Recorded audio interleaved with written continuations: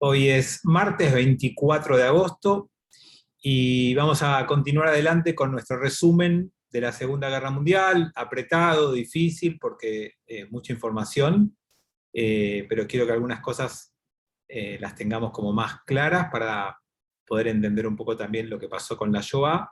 Y una de las cosas que ya empezamos a ver tiene que ver con la diversidad de frentes. Estamos haciendo el recorrido desde el 39 hasta el 41-42, vamos, depende en qué frente, y vamos viendo que no fue una guerra entre Alemania y el resto de los países de Europa, sino que fue un poquito más compleja, un poco más amplia, y por eso se llama Guerra Mundial, en donde el frente oriental también tuvo mucho peso, mucha fuerza. Vamos a retomar desde justamente ese frente con el ataque a Pearl Harbor, que fue una de las últimas cosas que vimos. El 7 de diciembre, estamos en el año 1941, el frente donde Japón estaba librando su guerra ataca sorpresivamente a las bases americanas del Pacífico, a una de ellas llamada Pearl Harbor, pero al mismo tiempo también ataca a Tailandia, Malasia y Hong Kong. Fue un ataque un poquito más amplio que solamente Pearl Harbor, y en ese momento Japón intentaba tener un imperio y dentro de esa búsqueda contaba con una flota de portaaviones muy importante. Y entonces desde allí, desde los portaaviones que tenía Japón, inicia este ataque. Y el ataque provoca la destrucción de la mayoría de los aviones que Estados Unidos tenía en la isla. Algo de estrategia de guerra que nosotros ya conocemos por la estrategia de la guerra de Israel con Egipto, no sé si recuerdan, pero como no me quiero ir de tema, simplemente lo menciono para el que lo sabe. Entonces, los aviones de Estados Unidos quedan fuera de combate y también son atacadas y dañadas alguna de la flota, parte de la flota de Estados Unidos. Algún acorazado y algunos fueron hundidos, algunos fue dañado. Fue un ataque bastante sorpresivo y casualmente yo les dije a ustedes que hay algún rumor que dice que Estados Unidos sabía del ataque y lo dejó hacer para que el pueblo americano pida entrar a la Segunda Guerra Mundial. No lo sabemos, no me quiero tener eso, pero para que sepan, casualmente la, la, las armas, el implemento más importante que tenía Estados Unidos eran 4 grandes portaaviones que tenían esa base, y esos 4 portaaviones no estaban en la base, estaban en alta mar, y entonces en ese ataque no fueron dañados. Ese era el principal objetivo japonés, y por alguna razón esos portaaviones no estaban en la base de Pearl Harbor. También se destruyó parte del muelle, del lugar donde podían estos barcos regresar y cargar suministros, pero parte de los almacenes de combustible y demás también fueron rápidamente reparados y pudieron usarse muy rápidamente. Eso implicó que Estados Unidos muy pronto estuvo de vuelta activo en el Pacífico y pudo combatir contra Japón en este intento japonés, y además en algún momento también pudo, de alguna manera, podemos decir, vengarse de esto que le había pasado. Entonces, 7 de diciembre, Pearl Harbor. 8 de diciembre, Estados Unidos le declara la guerra a Japón. Japón no atacó solamente Pearl Harbor, yo recién les nombré algunos lugares que atacó, también atacó Hawái, atacó diferentes islas que hay en el Pacífico, muchas de ellas protectorados americanos o lugares donde Estados Unidos tenía tropas o tenía gente. Fue el intento de consolidar un imperio en el Pacífico y en Asia. Recuerden que había atacado China, ¿se acuerdan que fue lo que vimos hace un par de semanas? Entonces, se provoca una resistencia americana en el Pacífico, intentando que Japón no avance sobre todos los lugares que había atacado, y esos intentos son bastante flojos y Japón renueva la ofensiva enviando refuerzos permanentemente como para poder tener allí una victoria y un avance definitivos. Japón, con esta sucesión de ataques, finalmente también ataca las Filipinas, y que también eran lugares que eran protegidos por Estados Unidos, ¿no? Entonces esta cantidad de frentes le dificulta cada vez más a Estados Unidos defender cada uno de los lugares. En muchos de ellos termina rindiéndose, haciendo defensas muy heroicas, pero finalmente teniendo que entregar, que retroceder o que rendirse. Fue bastante complejo los primeros meses en el frente oriental para Estados Unidos, y mucho avance y conquista de parte de Japón. Tenemos historias de rendiciones de soldados con marchas de la muerte, digamos, cosas no similares a lo que va a terminar pasando en Europa, que después les vamos a contar, que ustedes ya saben igualmente, pero sí hubo muchas situaciones muy difíciles para Estados Unidos y para sus aliados en todos estos primeros meses en todo el frente oriental. ¿Sí? Bueno, parte de esta batalla incluyó a los británicos, porque en estos ataques los japoneses hundieron un par de barcos importantes británicos, y estos ataques fueron bastante psicológicos para Inglaterra, causaron sorpresa, bajas y demás, y implicaron un involucramiento en el frente oriental contra los japoneses que hasta ahora no estaba previsto. Eh, y hubo muchas muertes británicas en este frente, y Churchill declaró que el golpe más directo, más duro que recibió fue cuando hundieron esos dos barcos ingleses. Como para contarles que Inglaterra también estuvo involucrado en este frente, con mucho costo humano y con mucha pérdida de vidas. Todo esto que les cuento, en realidad está hecho para explicar cómo Estados Unidos entra a la Segunda Guerra Mundial. Pero hay un dato más que quiero que sepan. Cuando Estados Unidos entra a la guerra y ataca a Japón para defenderse, en realidad, o contraataca y después es atacado por Japón, Hitler espera que Japón apoye a Alemania. ¿Y qué quería que haga Japón para apoyar a Alemania? Hitler quería que Japón ataque a Rusia en el frente oriental. Ese era el objetivo de Hitler. Y para lograrlo, lo que hace es que Alemania le declara la guerra a Estados Unidos. Pero Japón no ataca a Rusia. Tal vez ese sea uno de los hitos más importantes para entender el desarrollo de esta Segunda Guerra Mundial, especialmente en algunos puntos que son menos conocidos. Cuando yo les conté que que Alemania invadió Polonia, son cosas que ustedes todos ya más o menos sabemos. No sé cuántos de ustedes sabían realmente que Alemania esperaba que Japón ataque Rusia para dividir el frente en Rusia y dividir el ejército, y de esa manera tener más posibilidades de conquistar Rusia, cosa que no ocurrió. Entonces, la declaración de la guerra de Alemania a Estados Unidos, no sabemos si fue un acierto o no, pero logró la constitución de los aliados. Con esa inclusión de Estados Unidos en la guerra contra Alemania, por la declaración de guerra de Alemania, se conforman los aliados, que son 4 grandes potencias. Cuando se habla de aliados, se habla del Reino Unido, de Estados Unidos, de la Unión Soviética y Francia.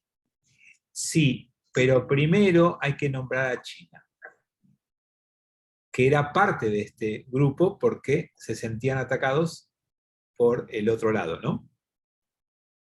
Así que los primeros 4 grandes que forman este primer grupo de aliados no incluye a Francia, que está ocupada, que no tiene fuerzas independientes y que no tiene chances de sumarse. Entonces son Reino Unido, Estados Unidos, Unión Soviética y China. Esto es creado oficialmente en las Naciones Unidas el 1 de enero de 1942.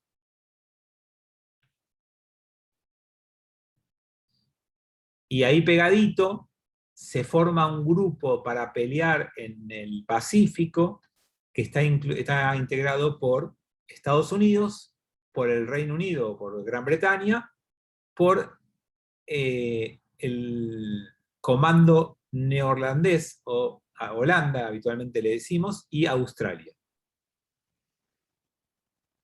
Eso intenta unificar fuerzas,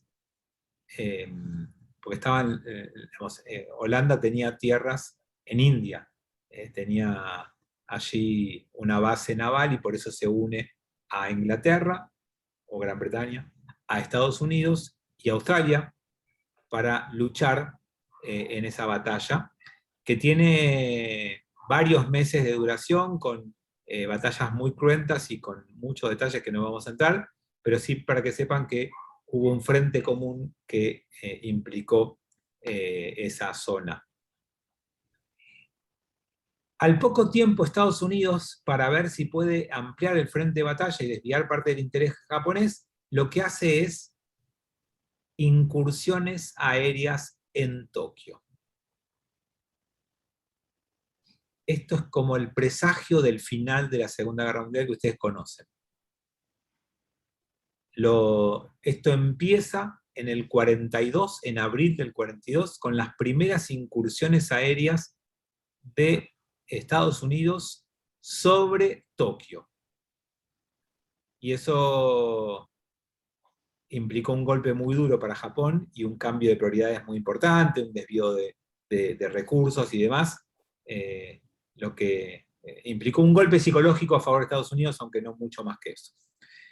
Bueno, el frente sigue ardiendo en el Pacífico, se suman Nueva Guinea y diferentes batallas se van produciendo allí, ¿no? Vamos a dejar por un lado algunos de los detalles de todo eso. Lo que sí podemos decir, que en estos primeros meses, en donde Japón atacó Pearl Harbor y expandió su guerra con China al Pacífico, fue altamente, altamente positivo para Japón. Japón, en su intento de ser imperio, había desarrollado una flota muy importante, que incluía, además de acorazados y cruceros, tenía 10 portaaviones muy importantes.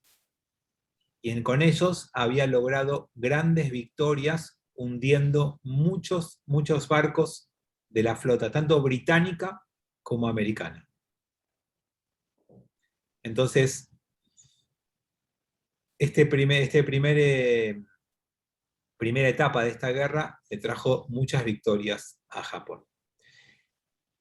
Los aliados no tenían otra que resistir y que rearmarse, y todo indicaba que no lo iban a conseguir, que no tenían superioridad en el mar Pacífico sobre Japón, pero Estados Unidos, que tenía 3 portaaviones contra los 10 japoneses, logra en una serie de batallas y de ataques sorpresa hundir 3 de los portaaviones japoneses. Y ahí empieza a cambiar el frente del Pacífico.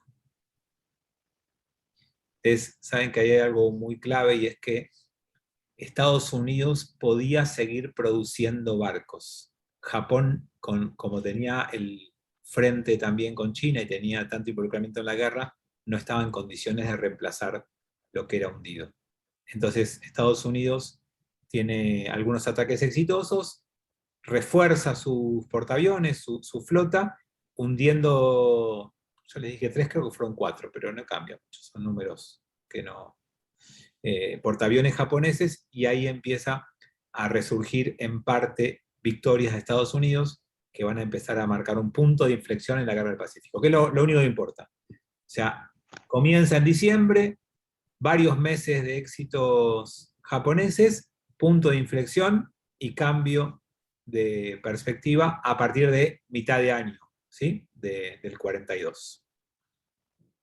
Y quizás ahí ya empieza a darse vuelta esta guerra en ese frente, ¿no? No significa que se ganó, pero empieza a cambiar esta sensación de que los japoneses eran imposibles de detener. Hay varias guerras en la segunda mitad del año, algunas de ellas con triunfos para Estados Unidos. Bueno, a grandes rasgos, esto es lo que le quería decir del Frente del Pacífico del año 42. Ahora vamos a volver un poquito para atrás. Y vamos a ver algunas cosas que son bastante importantes en nuestro recorrido. Yo les conté el encuentro pasado que Alemania invadió Rusia a mitad del año del 41, ¿sí? En junio del 41 invade. Y yo les conté que esa invasión, hasta fin de año, que es cuando empieza el invierno allá, tuvo un avance imparable, que estuvieron a pocos kilómetros de la capital, que tuvieron la posibilidad de tomarla, que hubo resistencias casi mínimas rusas con las últimas fuerzas para detenerlo, y por alguna razón no se logró a tiempo la conquista, y el general Invierno puso un alto en los ataques. Alemania tuvo que reagruparse, reordenarse, reabastecerse, y detuvo esos ataques. Eso fue lo que yo les conté la semana pasada. Lo que no les conté, y les dije que se los voy a contar hoy, es que esos 6 meses de avance alemán sobre Rusia fueron la primera etapa del asesinato masivo de judíos. Hasta ese momento no había ocurrido nada ni masivo ni sistemático. Había habido campos de concentración, sí. ¿Para quiénes? Para disidentes políticos, para discapacitados o personas con discapacidad, que ellos llamaban discapacitados y que para ellos no había que invertir dinero del Estado para mantenerlos, para personas con inclinaciones sexuales distintas a lo que ellos consideraban la única norma. Entonces, había campos de trabajo forzados, donde se producían algunos asesinatos, excesos, pero no estábamos todavía hablando de nada parecido a lo que va a ocurrir después. Por otro lado, lo que también había instalado Hitler en los países conquistados eran los famosos guetos. El gueto no era otra cosa que el invento medieval que implicaba establecer un límite en una ciudad con murallas y confinar a la vida judía dentro de esas murallas. Eso eran los guetos. En una definición, como les acabo de decir, no implicaba asesinar a nadie, más allá de la gente que murió por hacinamiento, por enfermedades contagiosas, por hambre, pero no había un plan sistemático de asesinar, sino de encerrar, recluir a los judíos en las ciudades y en los países donde Alemania había conquistado, que yo ya les fui contando. En algunos de ellos se armaron guetos. Por supuesto, los más importantes, los más conocidos, son los guetos de Polonia, porque es donde estaba la mayor cantidad de judíos. Ya hablaremos un poquito más de detalle de eso, pero hasta ahora, como les dije, no hay plan sistemático de nada. En los 6 meses que dura el avance alemán sobre Rusia, se pone en práctica el primer plan sistemático de asesinato masivo de judíos.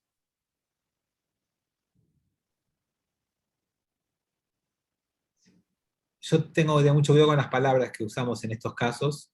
Yo les podría decir que fue una experiencia de prueba, fue una experiencia piloto. Suena espantoso, es horrible, perdónenme por decirlo de esta manera, porque deberíamos hablar de otra forma, pero necesitamos ponerlo en algunas palabras clásicas de los estudios de historia cuando uno no está involucrado emocionalmente, para entender lo que pasó. ¿Por qué digo esto? Porque Hitler probó un sistema que se llamó escuadrones de la muerte. Junto con los soldados que invadían Rusia y que fueron a pelear por conquistar el país, había escuadrones aparte, especiales, llamados escuadrones de la muerte, que tenían la función de fusilar a todos los judíos de los poblados, de las ciudades, de las regiones que iban conquistando los alemanes. A medida que el ejército avanzaba y tomaba cierta región, este escuadrón se encargaba de juntar a todos los judíos que había en esa zona, llevarlos todos juntos a un lugar y fusilarlos. Ese fue el sistema que se implementó.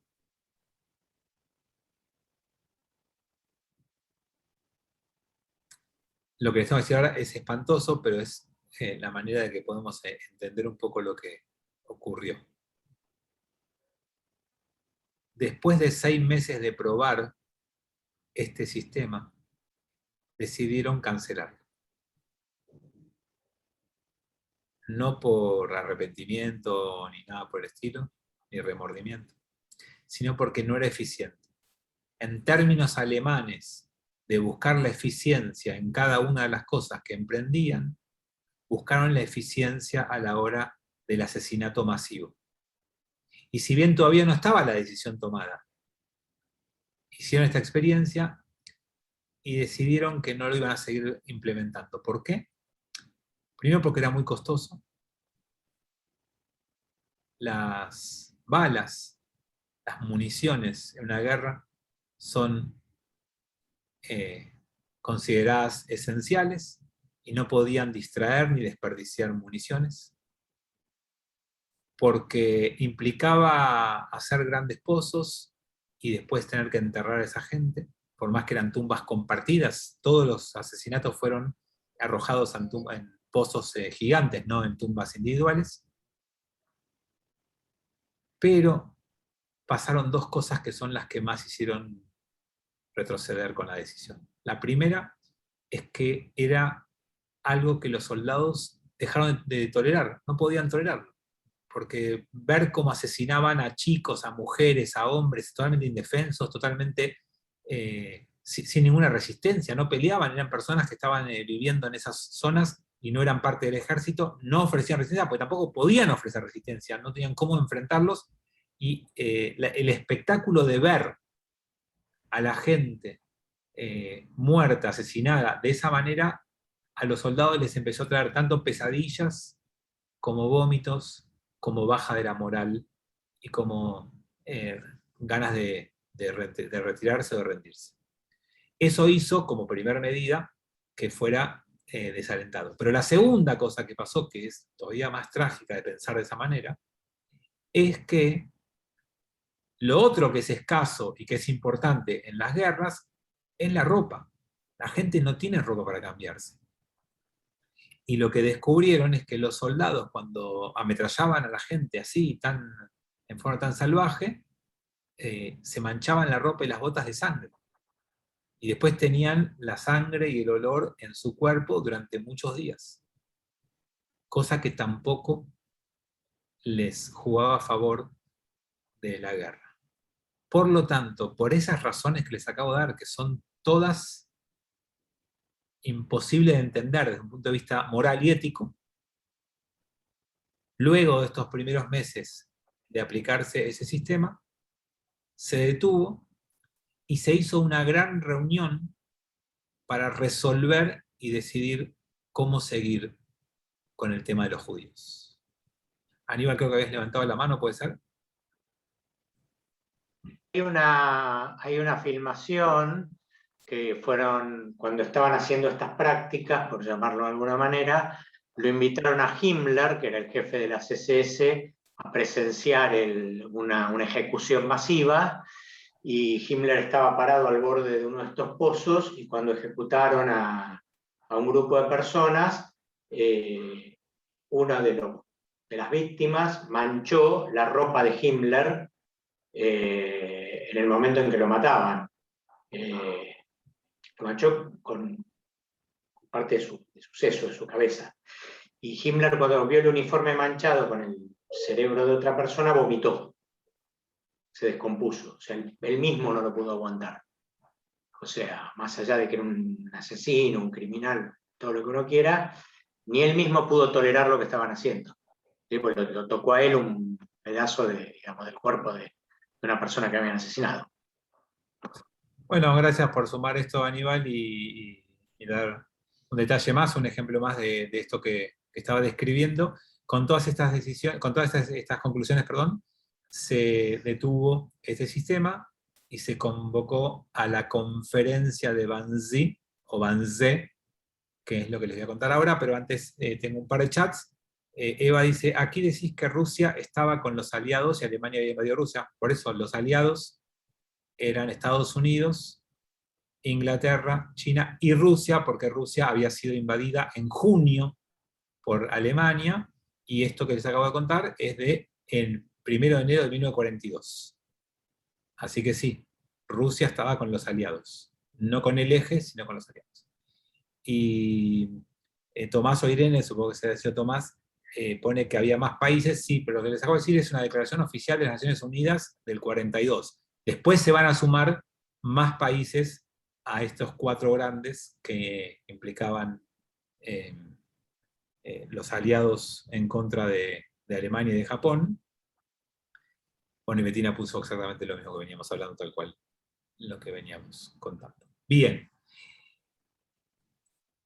La conferencia de Wannsee, o Wannsee, se produce en Wannsee, que es un pequeño lugar en las afueras de Berlín, que hace 2 años tuvimos la suerte de visitar, 2 o 3, con Lambrot, con un grupo de Lambrot, porque es un lugar que se volvió museo, porque Wannsee es una zona de vacaciones de la gente de Berlín. Es una zona divina, preciosa, contrasta la belleza y la tranquilidad del lugar con lo que pasó ahí.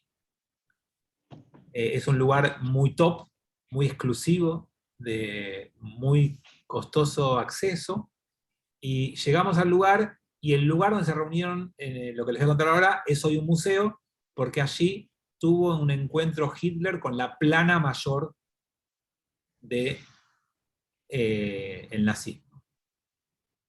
Esa plana mayor, la verdad que no recuerdo exactamente ahora cuánta gente era, pero eran pocos.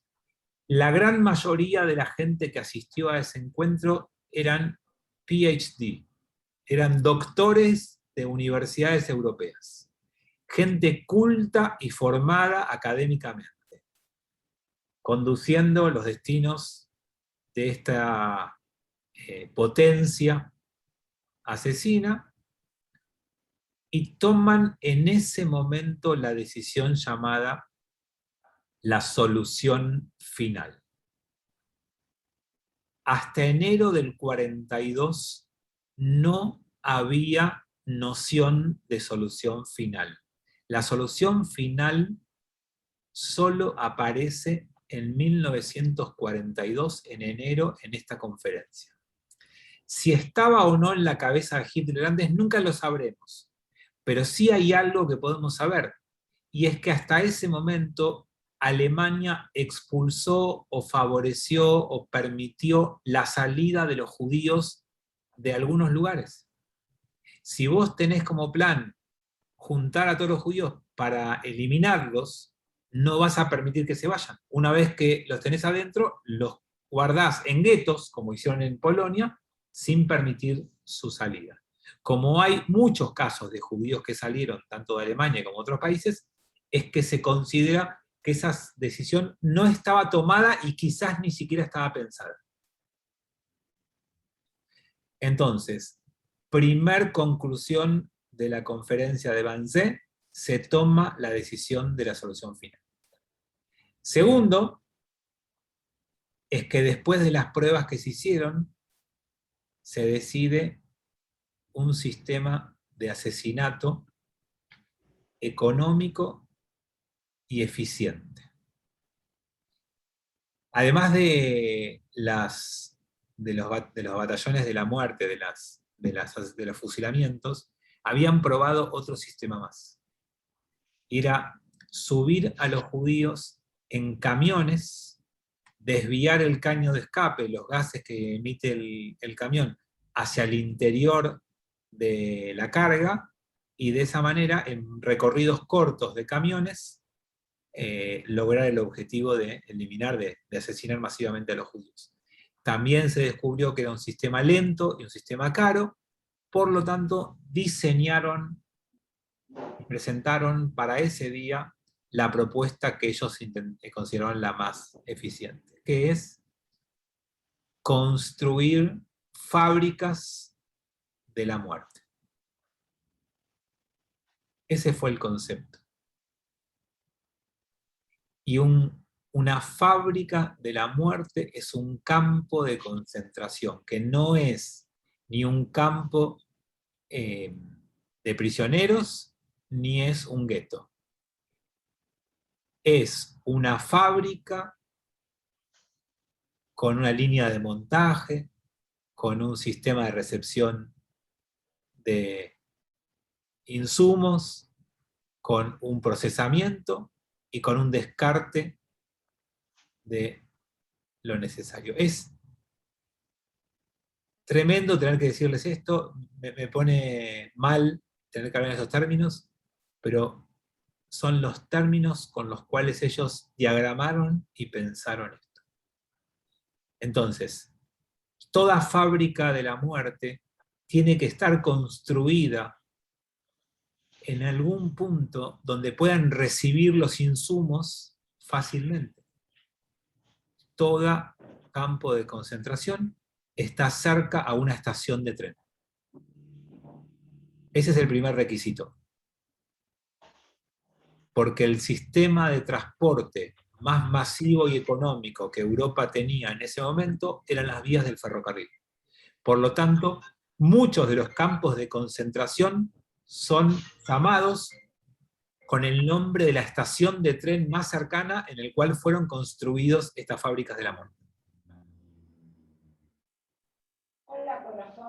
Segundo, había que establecer un sistema para recepcionar a la gente y que sea lo más eficiente posible para que no generen gastos ni de comida, ni de dormir, ni de ninguna clase. Vieron que en administración se estableció después el concepto de just in time, no sé si alguna vez lo escucharon, justo a tiempo. Bueno, esos sistemas están hechos de forma tal de que vos no tengas stock, porque tener stock implica costo. Porque si vos tenés stock, tenés un lugar de almacenado que te cuesta plata y tenés capital inmovilizado que cuesta plata. Bueno, de alguna manera, el segundo concepto que estaba atrás de esta fábrica de la muerte es justo a tiempo. Esperen que ahí...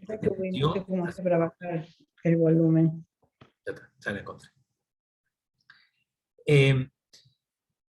Si vos recibís a la gente y las tenés unos días, tenés que construir cantidad de camas tal para que ellos estén, tenés que perder el tiempo. Entonces armaron un sistema para que la gente se baje del tren y vaya directo a la fábrica de la muerte. Pero claro, si ellos saben que se bajan del tren y van a la fábrica de la muerte, se van a escapar o van a resistir. Entonces diagramaron un sistema de fábrica de la muerte camuflado. Todavía no estamos hablando de la Cruz Roja y de las visitas, sino para que el que se baja del tren no se resista. Entonces lo que hicieron fue establecer accesos, entradas, que parezcan la llegada a un nuevo barrio. Por eso el cartel, el trabajo libera, ¿se acuerdan que está puesto en la entrada de Auschwitz? Para que la gente crea que viene a trabajar y que viene a una nueva etapa de su vida. A los judíos, ¿cuántas veces nos expulsaron? Bueno, una más. Y en esa llegada, además de esa idea, inventaron la idea de que los alemanes querían cuidar a los judíos tanto que los tenían que desinfectar y bañar antes de que lleguen a sus lugares de vivienda, para que no tengan ninguna enfermedad ni ningún piojo que trajeran de afuera. Por eso los llevaban a bañarse, porque entendieron que esa era la manera de parecer razonables y no generar resistencia. Y lo tercero que decidieron es que lo más económico para matar en forma masiva a los judíos era un gas llamado ciclón B. Y la mejor manera de administrarlo era en cuartos sellados que parecieran duchas, pero que de los caños donde llega el agua, en lugar de salir el agua, salga el ciclón B. Cuando la gente se da cuenta de lo que está pasando, ya no tiene ninguna escapatoria posible.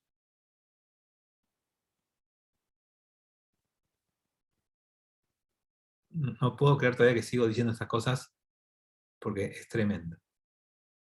Porque me falta lo más grave de todo. No sé si son 2 o 3 cosas más que son como para entender la lógica de cómo lo pensaron. Es que el siguiente problema que resolvieron fue qué hacer con los cuerpos. Y eso tenía la solución más sencilla y más económica: hornos crematorios.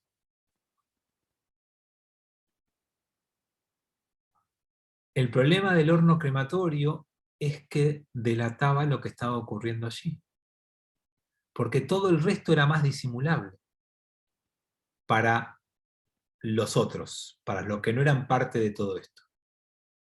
Pero el horno crematorio genera humo y olor, y eso es imposible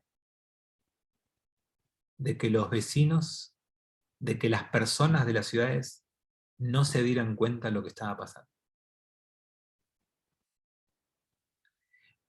Porque otra de las decisiones que tomaron para evitar esas filtraciones y para que no se hable de lo que pasaba ahí y para que sea más económico, ¿saben cuál fue? Poner a los mismos judíos a hacer el trabajo que había que hacer, que ahora les cuento cuál es. Porque si traían gente de Alemania para hacerlo, cuando esa gente volvía a sus países, porque vos tenés que rotar al personal, iban a contar. Si traían polacos o gente de los lugares donde habían construido los campos, la gente volvía e iba a contar. Entonces, ¿qué mejor que poner esclavos judíos que nunca más iban a salir de ahí porque iban a trabajar hasta que no podían trabajar más? Los gaseaban y ponían a otros recién llegados en ese lugar. ¿De qué se ocupaba esa mano de obra? De recibir a los contingentes que se bajaban de los trenes, de ayudar en el ordenamiento de la gente, de colaborar con las decisiones nazis de cómo se separaba la gente, y de reunir todas las pertenencias después de que la gente entrara a las cámaras de gas, llamadas ducha. La gente dejaba afuera su valija con sus cosas y ellos tenían que clasificar y distribuir las cosas. Y de esa manera estaban seguros que tampoco les iban a robar, porque ellos no se iban a ir nunca de ese lugar. Y después que terminaba el gaseado, eran los que tenían que entrar y llevar los cuerpos hasta los hornos. Cuando implementaron todo este sistema y lo diagramaron, se dieron cuenta que alguna de las personas que llegaban en cada contingente era poco eficiente matarlas de entrada. ¿Por qué? Porque eran jóvenes, fuertes o tenían alguna habilidad especial para trabajar. Y como en una guerra necesitas mano de obra y necesitas gente trabajando en forma muy imperiosa, construyeron fábricas de los productos que ellos necesitaban al lado de los campos de concentración. Por eso, si vos vas a Auschwitz, se llama Auschwitz-Birkenau, porque vos tenés un campo de concentración y tenés barracas donde dormían los esclavos que trabajaban en las fábricas que había en Birkenau. Y se llega caminando de un lugar al otro. Por eso hoy hacemos la marcha caminando, de un lugar al otro. Entonces, decidieron que la clasificación inicial era los que están para trabajar y los que van directamente a bañarse. Y los que entran directamente a bañarse era la gente mayor, la gente enferma, la gente que ellos veían que no eran posibles trabajadores, y el resto era enviado por poco tiempo, porque esta obsesión de bajar los costos hacía que la gente que trabajaba como mano de obra esclava, mal alimentada y mal abrigada, podía trabajar muy poco tiempo. Pero como todo el tiempo llegaban nuevos contingentes con personas, los iban reemplazando rápidamente cuando las personas no podían trabajar más.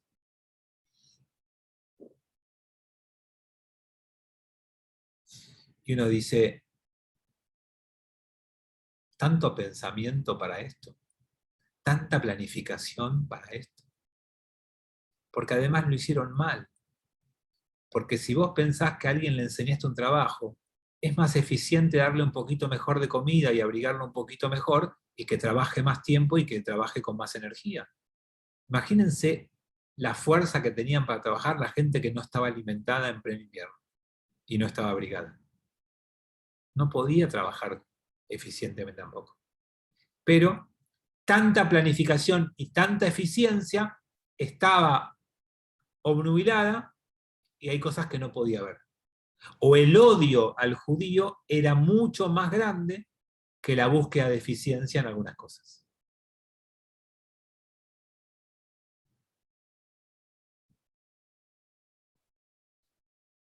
Este sistema que les acabo de describir se pensó durante el final del año 1941, se presentó en enero del 42 y se aprobó en Wannsee para su inmediata implementación.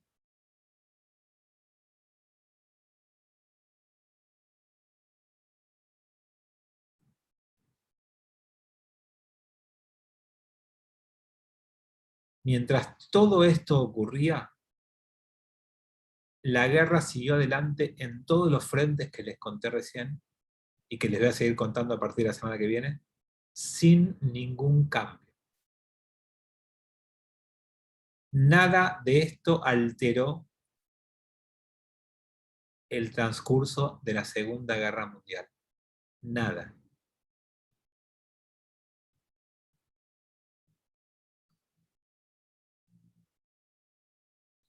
Tenemos por delante 3 años y 5 meses, o 4 meses, 3 años y 4 meses de implementación de la solución final.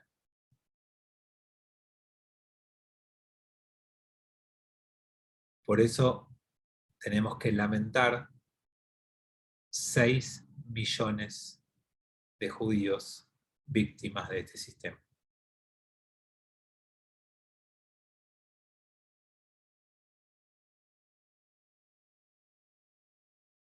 Y el lugar donde más personas fueron asesinadas se llama Auschwitz, donde fueron asesinados 1.100.000 judíos. Si tan solo hubiera sido bombardeado el lugar, las vías del tren, si tan solo a alguien le hubiera preocupado, seguramente la historia hubiera sido otra. No me queda más que pedirles 1000 perdones por lo que les tuve que contar hoy, pero que puedan entender que parte de lo que implica estudiar es conocer estas cosas. No nos da orgullo no nos pone bien, pero necesitamos saberlo porque fue parte de lo que el hombre fue capaz de hacer, y creo que la humanidad es víctima de todo esto, porque vimos al hombre caer al precipicio más fuerte que le tocó caer. Me refiero a los que tomaron estas decisiones, a la bajeza ética, moral y de comportamiento de todo esto. Bueno, lamento mucho y les propongo la semana que viene volver a la guerra, a los diferentes frentes, a qué pasa con Rusia. Hay mucho todavía para que veamos en los próximos encuentros, y a partir de allí, cuando terminemos el recorrido de la guerra, vamos a hablar un poquito de los guetos y de los campos de concentración para que ustedes tengan los nombres, los lugares, como la información más genérica. Ya no quiero volver a hablar de este sistema de la muerte, pero sí quiero contarles un poquito cuáles son, dónde están ubicados, cuáles fueron los más importantes y demás. Eso sí quiero que al final del recorrido de la guerra sí lo veamos. Pero hoy fue el encuentro tal vez más difícil, más duro respecto a esta parte. Bueno, amigos queridos, nos vemos la semana que viene. Gracias por estar allí. Y los que estudian Torah, en ratito nos vemos. Gracias, chau. Fabián. Fue muy duro, pero Gracias. no duró una mosca Claudio. en la casa de nadie. Es duro y hay que saberlo. Gracias. Muchas gracias, Claudio. Gracias. Gracias, Fabián. Muy brava la clase de hoy, pero evidentemente necesaria. Muy fuerte. Ujú.